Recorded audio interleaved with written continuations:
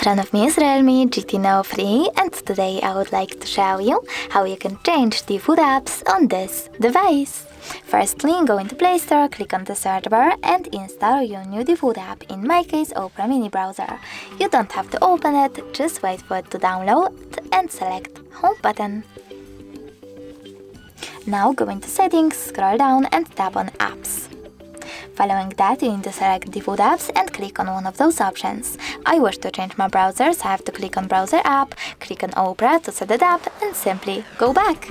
As you can see, after that my default app has changed. Thanks so much for watching. If you enjoyed this video, leave a like, comment and don't forget to subscribe. Bye!